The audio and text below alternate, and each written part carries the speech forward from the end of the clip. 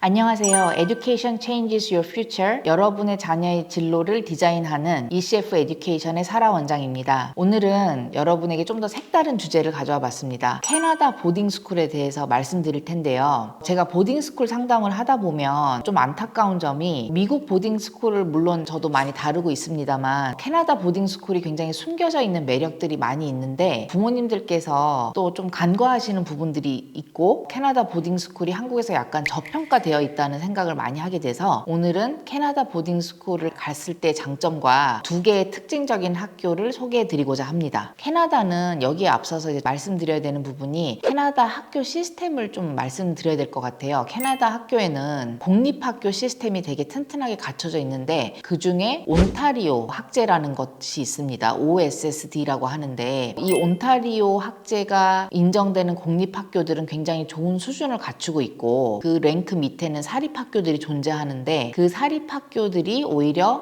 OSSD를 갖춘 공립학교보다 좀 못한 경우가 있고요. 오늘 제가 소개해드리려는 학교는 CAIS라고 해서 캐나다 Accredited Independent School이라고 해서 캐나다 위에 최상위 탑보딩 탑10 안에 있는 학교 중에 두 군데 학교인데 쇼니건 레이크 스쿨 그 다음에 리들리 칼리지를 소개를 해드릴 겁니다. 그렇다면 캐나다를 왜 갈까요? 기왕이면 미국 가야 되지 않아요? 물론 미국 보딩이 많죠. 근데 캐나다 보딩 스쿨을 가는 학생들을 보면 미국 대학에 결국 잘 가기 위해서 우리가 이제 이 모든 것들을 하는 건데 그런 관점에서 보자면은 사실은 학생이 스펙이 아주 뛰어나고 성격도 너무 좋고 리더십도 있고 공부도 너무 잘하고 스포츠도 잘하고 그래서 미국 탑보딩에 가도 전혀 학생이 기에 눌리지 않을 자신이 있다. 그럼 물론 미국 보딩이 좋겠죠. 근데 학생이 공부를 잘하고 그렇긴 하지만 탑보딩에 그런 엄청난 학생들에 파묻혔을 때 우리 아이가 좀 빛을 못 발하지 않을까 그런 것들이 우려가 된다면은 캐나다 보딩이 되게 좋을 수 있는 게 사실은 한국 학생이 훨씬 적고요. 그 다음에 캐나다 보딩에서 이제 한국 학생들이 온다고 했을 때 다 한국 학생들이 미국의 좋은 대학을 갈 거라는 걸 알기 때문에 학교에서 좀 더 신경을 많이 써주는 부분이 있고요. 또 세 번째는 캐나다가 여러분 어때요? 정말 대자연의 천국이잖아요. 어마어마한 나야가라 폭포부터 해가지고 그러한 천혜의 자연 환경 덕분에 사실은 리크루티드 애슬릿이라고 해가지고 우리가 디비전 1, 뭐 디비전 3 막 이런 거 얘기하는데 그러한 체육 활동 특기자로서 할 수 있는 것들이 의외로 많아요. 의외로 그런 학교들이 많고 그 다음에 네 번째는 스컬러십 장학금을 또 꽤 많이 줍니다. 공부를 잘하면 물론 캐나다 학생들보다는 적지만 그래도 공부를 열심히 하는 경우에는 메리 스컬러십의 장점도 있는 게 캐나다 보딩이고 다섯 번째는 당연히 경제적인 이유인데 미국 달러보다 20% 정도 저렴하니까 또 그러한 부분도 좀 도움이 될 수 있겠죠. 그리고 총기 소지 면에서도 미국보다는 좀 더 안전한 환경이다 라는 것도 있고 이건 딱히 보딩의 정보는 아니지만 정말 좋은 정보를 말씀드리면 만약에 부모님이 어린 자녀를 데리고 캐나다로 가셔서 여기에 이제 한국의 외국인 학교 등에 이제 지원을 하시기 위해서 3년 동안 나가 계시는 경우가 있는데 미국 같은 경우는 어머님이 같이 가셨을 때 어학원을 등록하시거나 학교를 다니시거나 뭔가를 하셔야 되는데 비자가 나오려면 캐나다는 자녀가 학교에 입학이 되면 부모님은 아무것도 안 하셔도 돼요. 그러니까 비용이 훨씬 덜 들겠죠. 이러한 장점도 있습니다. 자, 그래서 첫 번째는 리들리 칼리지를 소개를 해드릴 건데요. 리들리 칼리지는 1889년에 세워진 엄청나게 긴 역사를 가진 캐나다의 탑10 보딩 스쿨 중에 하나이고 매해 아이비리그 합격이나 탑20 스쿨의 합격률도 굉장히 높은 학교 중에 하나이고요. 위치는 토론토에서 좀 떨어져서 1시간 반 정도 들어가면 나야가라 폭포 근처에 세인 캐서린이라는 지역이 있거든요. 그 지역에 이제 위치하고 있어서 90에이커의 엄청난 캠퍼스를 가지고 있고 캠퍼스가 24시간 모든 게 경비가 될 정도로 굉장히 안전한 환경을 자랑을 하고 있고 학제는 리들리 칼리지 같은 경우는 IB 학제를 운영하고 있고요. 아까 말씀드렸던 OSSD 그러니까 온타리오 세컨더리 그 시스템도 갖추고 있는데요. 이 OSSD는 살짝 설명을 드리자면 뭐냐면 캐나다 고등학교 고등학교, 그러니까 온타리오주의 고등학교 졸업 학점제인데 만약에 이제 이런 경우가 있을 수 있어요. IB 학제를 해서 따라가다가 굉장히 힘들어하는 학생들이 나옵니다. 논문을 쓰거나 이게 아무리 노력을 해도 기초 공부가 탄탄하지 않아가지고 IB 하이어 레벨 과목에서 점수가 잘 안 나온다. 이랬을 때 옵션이 뭐가 있냐면 이 OSSD로도 졸업을 할 수가 있는데 이 OSSD 학점으로도 미국 대학이나 진학을 하는 데는 전혀 문제는 없고요. 다만 미국 대학의 수시 지원이 마감되는 뭐 11월 1일 이럴 때는 조금 차질은 있을 수 있지만 레귤러 디시전이라든가 ED2라든가 이런 학교들의 OSSD 학점을 제출하는 거는 전혀 문제가 없습니다. 그래서 이거는 거의 모르실 거예요. 아마 이런 부분에 대해서. 이러한 캐나다 학제를 또 활용할 수 있는 장점이 안전장치가 마련이 돼 있고요. 학교는 굉장히 뭐 스포츠라든가 테크놀로지라든가 아트라든가 여러 가지 활동들이 다양하게 75개의 프로그램이 있고 제가 컨설턴트 입장에서 봤을 때 캐나다 보딩의 또 하나의 장점이 아까 스포츠도 말씀을 드렸는데 이 자연 환경과 활동 클럽이 너무나 많다 보니까 사실은 미국 대학에서 요구하는 다양한 활동들을 경험해가지고 나의 열정을 찾아서 뭔가 패션 프로젝트를 하는데도 되게 좋은 환경인 것 같아요. 내가 마음만 먹으면 할 수 있는 것들이 무대가 너무나 이제 잘 꾸며져 있는 학교이죠. 그래서 리들리 칼리지를 이제 소개를 드렸고 두 번째는 셔니건 레이크라는 학교인데 이 학교는 밴쿠버 쪽에 이제 위치를 하고 있고 지도를 보시면 미국 시애틀에서 캐나다 경계선 거기에 딱 걸쳐져 있는 학교이다 보니까 여기 학교도 정말 천혜의 환경인데 호수로 뒤덮여 있거든요. 그러다 보니까 이 학교는 무려 50개의 체육 활동이 있습니다. 그래서 아이스하키, 로잉, 조정, 그다음에 크로스컨트리부터 해서 럭비, 풋볼 다 있어서 굉장히 스포츠 활동을 좋아하는 학생들에게 도움을 많이 받고 있는데 이 학교의 입결도 보면은 스탠포드라든가 미국의 탑20 학교들을 많이 가고 있고요. 제가 이제 여러 가지 학생들의 입결을 이렇게 분석하다 보니까 예를 들면 뭐 중국에서 온 유학생, 몽고에서 온 남학생이 예를 들자면 전혀 아이스하키 그런 선수가 아니었는데 여기 학교가 스포츠 전교가 너무 많다 보니까 무조건 학년마다 선정을 해야 되는데 아이스하키를 하다가 잘 맞아가지고 아이스하키로 대학을 예를 들면 이제 아이비리그 대학을 간 거예요. 그러니까 이 학생 너무 좋겠죠. 자기가 그렇게 썼어요. 자기도 자기 성적이나 이런 걸로는 사실은 좀 부족했는데 아이스하키가 또 자기가 대학을 가는데 물론 이 학생도 어느 정도 다 성적은 갖춰져 있겠지만 도움을 줬다라는 부분이 있어서 이러한 부분도 캐나다 학교가 가질 수 있는 큰 장점 중에 하나라고 또 생각이 됩니다. 캐나다는 도대체 몇 살부터 이렇게 가느냐 이렇게 많이 또 물어보시기도 하는데 앞서 소개해드린 리들리 칼리지는 그레이드 5부터 그러니까 초등학교 5학년부터 가능합니다. 초등학교 5학년부터 이제 보딩 기숙사 생활을 할 수가 있고요. 그 다음에 쇼니건 레이크 스쿨 같은 경우에는 13세에서